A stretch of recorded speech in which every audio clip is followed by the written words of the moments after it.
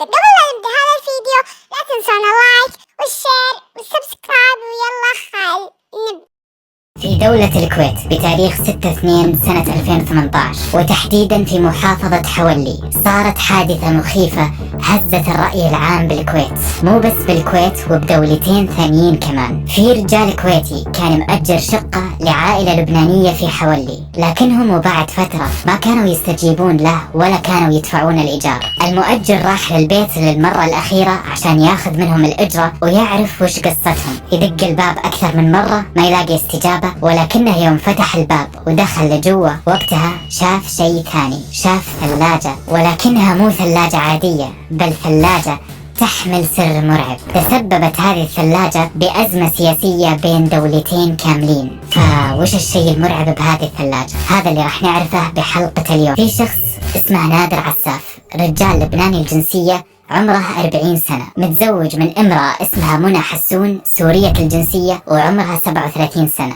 هذول الاثنين كان عندهم طفلين ويعيشون هم وأطفالهم في لبنان بسلام وأمورهم طيبة. مرت عليهم السنين إلا وطرت على بالهم فكرة فجأة إنهم ينتقلون للكويت. يا ليتها ظلت الفكرة براسهم ولا طبقوها، طبعا سبب روحتهم عشان يحسنون من حياتهم ومن وضعهم المادي. فعلا خذوا القرار وانتقلوا العائلة من لبنان إلى الكويت، وتحديدا سكنوا في منطقة الشعب في محافظة حولي. نادر استأجر شقة في عمارة سكنية في منطقة الشعب وبلش من هذاك الوقت يشتغل على مشروعه الخاص، إلى أن نقدر نقول أنه نادر أصبح مستقر ماديا وكان عايش عيشة حلوة وهادية مع زوجته وأطفاله. لكن ما كان لهم علاقة قوية مع بقية الجيران في العمارة، حتى الأشخاص اللي حولهم يقولون أنه حياتهم كانت أشبه بالحياة المثالية، حياة حلوة وهدوء. إلى أن نصل إلى سنة 2015. نادر ومنى بحكم أنهم كانوا ينزلون يغيرون جو ويتمشون كثير، وكمان لأنهم كانوا يطلعون كثير من البيت،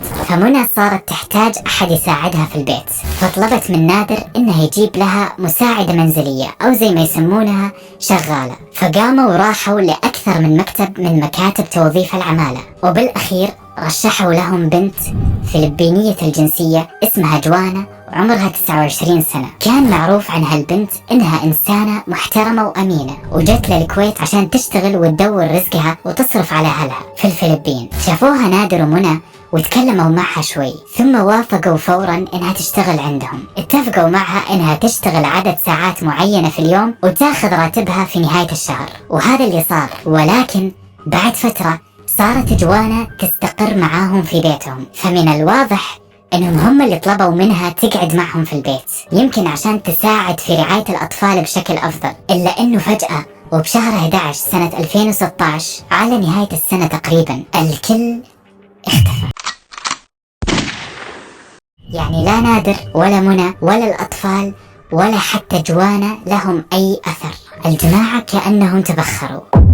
وطبعا مالك الشقة لاحظ اختفائهم، ما حد كان يرد عليه بالجوال ولا حد كان يفتح الباب يوم كان يروح عليهم عشان ياخذ الإيجار. فجأة كل طرق الوصول لهم انقطعت، ويعدي شهر واثنين وثلاثة إلين 4 شهور تقريبا ولسه ما في أي خبر عنهم. وصاحب البيت الكويتي كان مو عارف أبدا وين راحوا الجماعة، واللي كان مضايقه إنهم ما أنهوا عقد الإيجار حقهم ولا دفعوا له أي مبلغ خلال الشهور اللي طافت. قالك أكيد هذول قاعدين يسوون هالحركات عشان يتهربون من دفع الإيجار، وهالشي قاعد يسبب له خسائر، لا هم دافعين الإيجار ولا هم مخلين حد يستأجر البيت بدالهم. فكر انه يعطيهم فرصة اكثر من مرة، لكن بالنهاية بعد ما فقد الامل انه يوصل لهم قرر بالاخير انه يبلغ الشرطة. والفكرة الوحيدة بباله ان هذول الاثنين باقي لسه موجودين داخل الشقة وهم قاعدين يتهربون من دفع الايجار، يعني على باله حركات قاعدين يسوونها عشان يتهربون من دفع الايجار. لكن الشرطة طولوا حتى ردوا على البلاغ حقها، لأن الأمور هذه تطول حتى يصدرون إذن من المحكمة. تعتبر أمور عادية والشرطة حاطة تركيزها في أمور ثانية أهم، لكن الموضوع على ما يبدو طول كثير، ومرت 1 سنة و4 شهور كاملين لحتى أخيرا صاحب الشقة ياخذ أمر قضائي من المحكمة يسمح له يكسر الباب. وفعلا في تاريخ 6/2/2018 قال لك صاحب الشقة لهنا وخلاص، صبرت عليهم كثير. يروح صاحب الشقة وياخذ معه مجموعة من الرجال ويتوجهوا إلى شقة نادر وزوجته منى. أول ما وصلوا للشقة يدقون الباب مرة ومرتين وثلاثة في محاولة إنهم يسمعون أي رد من داخل، بس ما جاهم أي استجابة.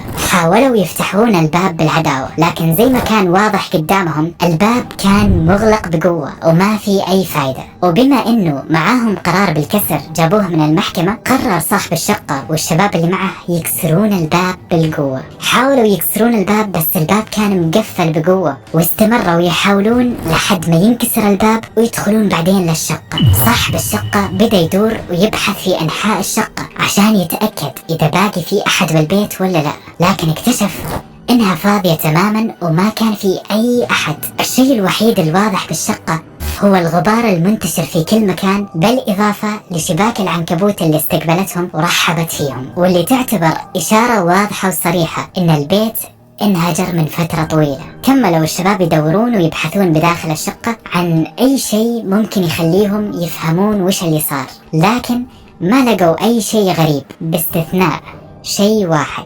صاحب الشقة وهو يدور ويحوس فيها انتبه إن الثلاجة الفريزر ما كانت في المطبخ، كانت برا المطبخ. استغرب الثلاجة وش تسوي برا، ويقرب الرجال ويمشي بهدوء نحو الثلاجة لحد ما وصل عندها بالضبط وصار واقف قدامها. مسك باب الثلاجة وفتحه، وهنا كانت الصدمة.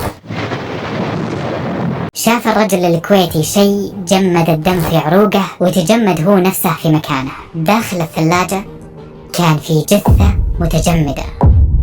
الشباب كلهم ارتعبوا من المنظر، وهم بحالة الرعب والصدمة هذه يقوم واحد من بين الشباب ويتصل على الشرطة ويبلغهم. استجابت الشرطة للبلاغ وتوجهت الدورية نحو الموقع بسرعة. بعد ما وصلوا حجزوا على المكان ورفعوا البصمات الموجودة في الثلاجة وفي البيت. ما في أي أحد من اللي كانوا موجودين قدر يتعرف على هوية صاحب الجثة، والسبب لأن الجثة كانت ملامحها مختفية أو شبه ممسوحة. الشيء الوحيد اللي كان واضح هو يدين الضحية وأصابعها. وبعد فترة يطلع التقرير الصادم اللي صدم الرأي العام بالكويت. اكتشفوا أن صاحبة الجثة هي جوانا، البنت اللي تشتغل كمساعدة منزلية لمنى ونادر.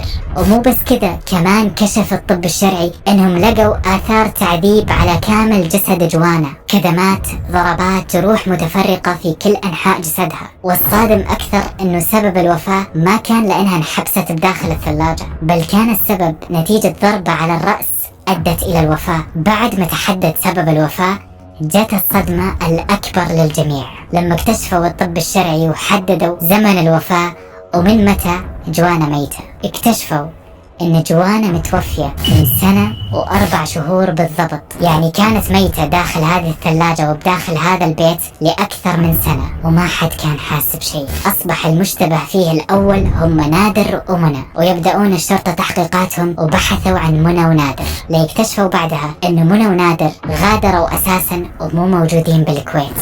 غادروا من فترة طويلة، تحديدا من تاريخ 7/11/2016. وهنا يجي السؤال، وين راحوا؟ حطوا الشرطة احتمالهم الأول حسب جنسيات المشتبه فيهم إنهم راحوا يا إما لسوريا أو لبنان، واكتشفوا بعدها إنه نادر كان مقدم بلاغ تغيب في جوانا قبل ما يسافرون، قال فيه إن المساعدة حقتهم ما كانت تجي للشغل. الأخ مسوي يعني إنه ما يدري، إنه كذا يعني سواله مهرب، والله إنك غبي. وهذا اللي زاد الشكوك حوالينهم أكثر، لحتى تتواصل بعدها السلطات الكويتية مع السلطات اللبنانية، وتبدأ بدورها الشرطة اللبنانية في عملية البحث. لكن وللأسف ما لقوا لا نادر ولا منى في لبنان، ويرجعون السلطات الكويتية ويبلغون مرة ثانية، وهذه المرة بلاغهم أو تواصلهم كان مع السلطات السورية، ليكتشفوا أنه نادر ومنى فعلا متواجدين في سوريا، ويتم فورا إلقاء القبض عليهم. أول ما وصل الخبر للسلطات الكويتية طلبوا فورا من السلطات السورية أنهم يسلمونها الاثنين لهم عشان يتم محاكمتهم في الكويت.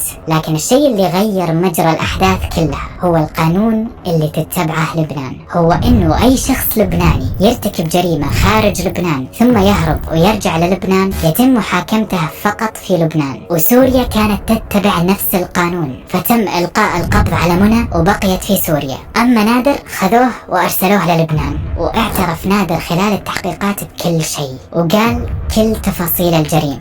مستعدين تسمعون الصدمة؟ قبل ما أكمل كالعادة سؤال الحلقة، تتوقعوا وش السبب اللي خلاهم يرتكبون هذه الجريمة؟ أذت أطفالهم؟ سرقتهم؟ سوت لهم شيء؟ اكتبوا توقعكم بالتعليقات نشوف مين اللي جوابه صح، ويلا نكمل ونسمع كلامه. نادر قال إنه ما ارتكب عملية القتل، لكن زوجته منى هي اللي فعلا اقتلت جوانا ولوحدها، والسبب اللي متأكد إنه راح يصدمك صدمة كبيرة مو بإن جوانا كانت سيئة أو إنها ضربت واحد من الأطفال مثلا أو حتى قصرت في شغلها، لا يا حبيبي، كان السبب إن منى تحب تعذب جوانا وتستمتع بهذا الشيء، وكانت على كلام نادر تضربها دايما وتخنقها وتجوعها بدون سبب، حتى انها ما كانت تعطيها راتبها. يعني من الاخر منى كانت سادية. ويكمل نادر ويقول انه ما ساعد ولا باي شيء بالجريمة الا بشيء واحد صغير، وهو انها بس خذاها وحطها في الثلاجة. الله ياخذك ان شاء الله. بعد ما خلصوا تحقيق مع نادر جابوا امه وحققوا معها بعد، واكدت كلام ولدها وقالت انها لما جت زيارة لهم على الكويت كانت تشوف منى بنفسها وهي تعذب جوانا وتضرب راسها بالحيط.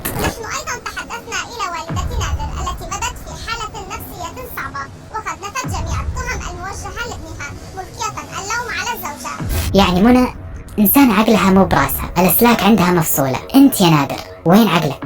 إذا أنت كنت تفكر نفس هذا التفكير وتقول وين كان نادر لما صار هذا الشيء، خلينا أجاوبك وأقول لك إنه نادر كان موجود دايما، وفي كل مرة يشوف منى تسوي كذا ولكن ما يقدر يسوي لها أي شيء، لأنه نادر كانت شخصيته ضعيفة جدا ومنى كانت سادية، وكان يخاف من منى كثير.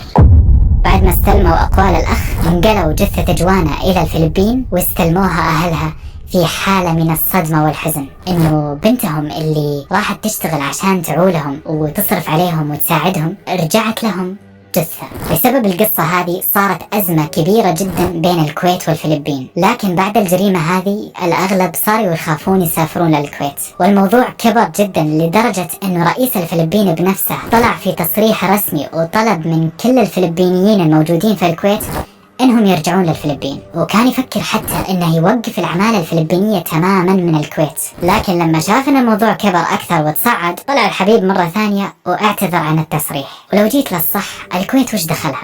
صح ان الجريمة حصلت على ارضها، لكنها كانت من جنسيات مختلفة وبدون ما يكون في اي شيء يعني يشير للجريمة. اما بالنسبة للكويت فحكموا على نادر ومنى بالإعدام غيابيا، يعني أعطوهم حكم وتم الحكم فيهم حتى لو ما هم كانوا موجودين بداخل الدولة. لكن زي ما أنتم عارفين وزي ما قلت لكم طبعا لبنان ما عندهم حكم الإعدام وما ينفذونه، وللأسف ما راح يتنفذ الحكم طالما سوريا ولبنان ما سلموهم للكويت.